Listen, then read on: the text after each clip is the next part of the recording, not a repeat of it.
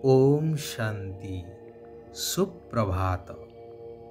सत्य पिता, सत शिक्षक, सद्गुरु, सत ज्ञानदाता, सत्य जुगर रचयिता, परमात्मा निराकार भगवान शिव पितांकर सत्यनिष्ठ आत्मिक संतान मानंकु विश्व नवनिर्माणर कार्य निजकु सामिल करिथिबार हार्दिक कृतज्ञता, शुभ अभिनंदन, सुस्वागतम। एई जंजाल भरा कलिजुगी दुनिया रे मनुष्य एपरि छंदी हेई जाइछि जे जेते चेष्टा कले मध्य सेथिरु मुकुलिबार राहा पाउ नाही। गोटिए सुंदर उपाख्यानटी मन को आसे। एकदा जड़े नेता सरकारी अर्थ आत्मसात करिथिबा अभियोग रे बंदी जीवन बिताउथांती। तांको सहित मध्य जो माने सहयोगी थिले सेमाने मध्य कैदी खाने रे थांती। सेमानंको मध्यरु अनेके पश्चाताप करुथांती कि काहींकि एपरि कलु।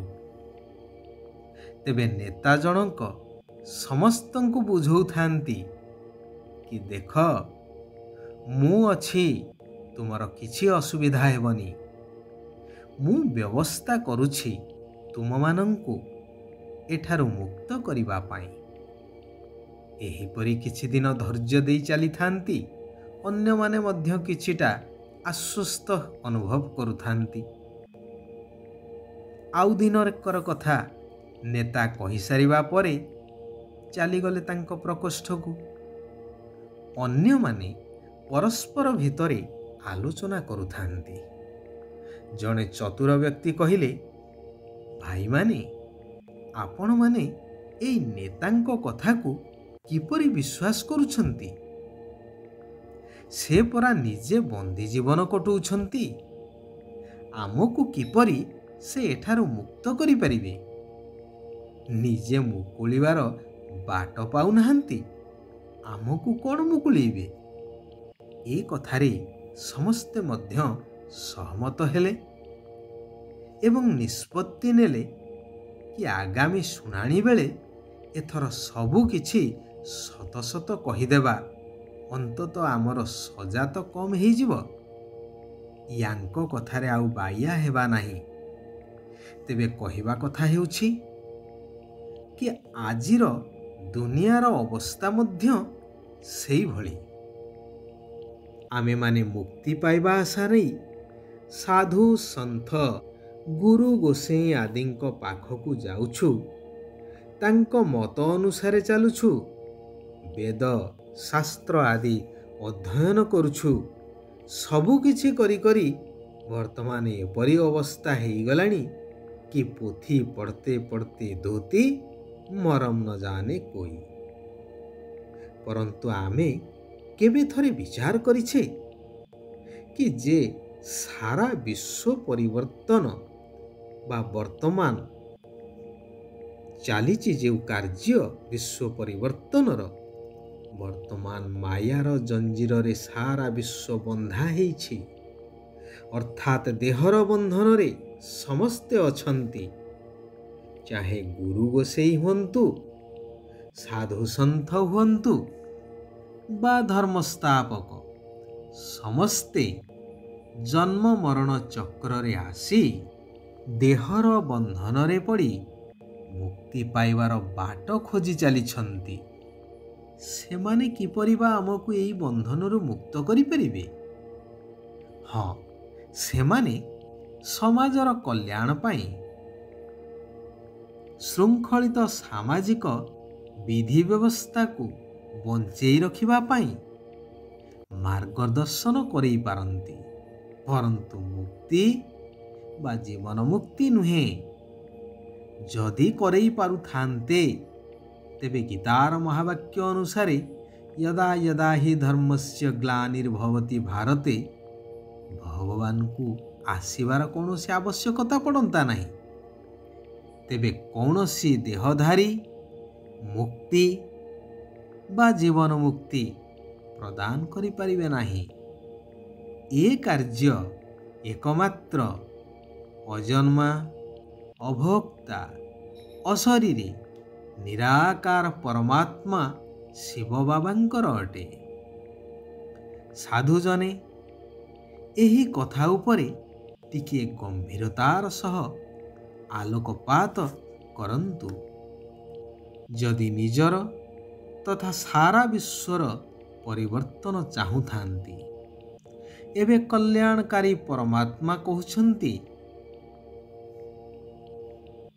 ଏହି କଳିଯୁଗରେ ସମସ୍ତେ ରାବଣର ଜଞ୍ଜିରରେ ବନ୍ଧା ହୋଇଛନ୍ତି, ଅର୍ଥାତ୍ ଜୀବନ ବନ୍ଧନରେ ସମସ୍ତେ ଅଛନ୍ତି। ସେମାନଙ୍କୁ ଜୀବନ ମୁକ୍ତି ଦେବା ପାଇଁ ମୁଁ ଆସିଛି, ଜ୍ଞାନ ପ୍ରଦାନ କରୁଛି। ତୁମେମାନେ ଏହାକୁ ଗ୍ରହଣ କରି ଅନ୍ୟମାନଙ୍କର ମଧ୍ୟ କଲ୍ୟାଣ କରିଚାଲ। ତୁମେମାନେ ବ୍ରହ୍ମାଙ୍କର ସନ୍ତାନ ବ୍ରାହ୍ମଣ ହେଉଛ, ତେଣୁ ତୁମମାନଙ୍କୁ ପୂରା 21 ଜନ୍ମ ପାଇଁ ଜୀବନ ମୁକ୍ତିର ସମ୍ପତ୍ତି ମିଳୁଛି। ବାକି ଯେଉଁମାନେ ଏହି ଆଦି ସନାତନ ଦେବୀ ଦେବତା ଧର୍ମର ବା କୁଳର ନୁହନ୍ତି, ଅନ୍ୟ ସମସ୍ତଙ୍କୁ ନିଜ ନିଜ ଧର୍ମରେ ପ୍ରଥମେ ଜୀବନ ମୁକ୍ତି ଅର୍ଥାତ୍ ସୁଖ ଶାନ୍ତି ମିଳିଥାଏ, ପରେ ପୁଣି ଦୁଃଖ ମିଳିଥାଏ। ସମସ୍ତେ ଅଧା ସମୟ ସୁଖ ଏବଂ ଅଧା ସମୟ ଦୁଃଖ ଭୋଗ କରିଥାନ୍ତି। ତେବେ ସତ୍ୟଯୁଗୀ ସ୍ୱର୍ଗର ସୁଖ କେବଳ ତୁମେ ସନ୍ତାନମାନେ ହିଁ ଭୋଗ କରିପାରିବ, ଯେଉଁମାନେ ବର୍ତ୍ତମାନ ମୋ ଶ୍ରୀମତ ଅନୁସାରେ ସେଠିକାର ଅଧିକାର ପ୍ରାପ୍ତ କରିବାର ପୁରୁଷାର୍ଥ କରୁଛ। ସେଥିପାଇଁ ସଙ୍ଗମ ଯୁଗେ ଶ୍ରେଷ୍ଠ ବ୍ରହ୍ମାମୁଖ ବଂଶାବଳୀ ବ୍ରାହ୍ମଣ ହେବାକୁ ପଡ଼ିବ। ଏହି ପାଠଶାଳାରେ ପାଠ ପଢ଼ିବାକୁ ପଡ଼ିବ। 5 ବିକାର ରୂପୀ ମାୟା ଉପରେ ବିଜୟୀ ହେବାକୁ ପଡ଼ିବ। କୌଣସି ବି ଓଲଟା ଚାଲିଚଳନ ଅର୍ଥାତ୍ ବିକାରୀ ଚାଲିଚଳନ ହେବା ଉଚିତ ନୁହେଁ। ମାତା ପିତା ଅର୍ଥାତ୍ ପ୍ରଜାପିତା ବ୍ରହ୍ମା ଏବଂ ଜଗଦମ୍ବା ସରସ୍ୱତୀଙ୍କୁ ଅନୁକରଣ କରିବାକୁ ହେବ।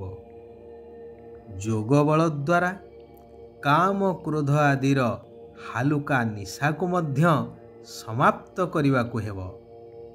ନିମିତ୍ତ ହୋଇ ସମସ୍ତଙ୍କୁ ରାବଣର ଜଞ୍ଜିରରୁ ମୁକ୍ତ କରିବାର ସେବା କରିବାକୁ ହେବ।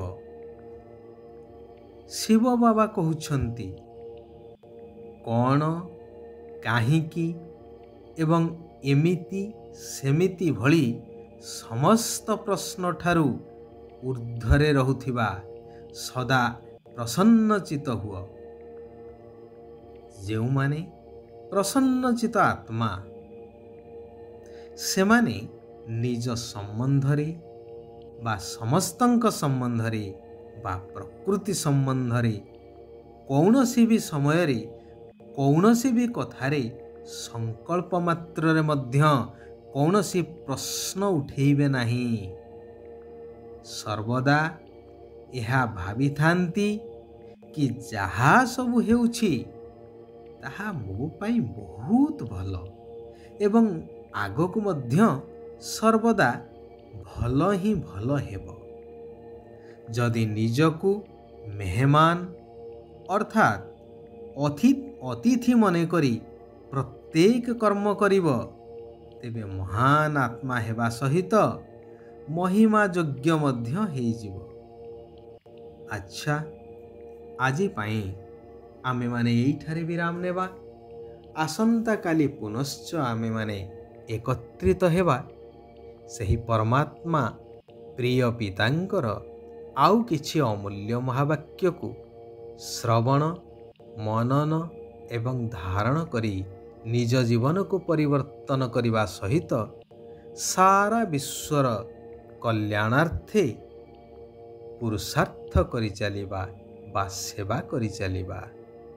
सारा विश्वर कल्याण हेउ, समस्ते सुख आउ शांतिर अनुभव करंतु। ओम शांति, ओम शांति, ओम शांति।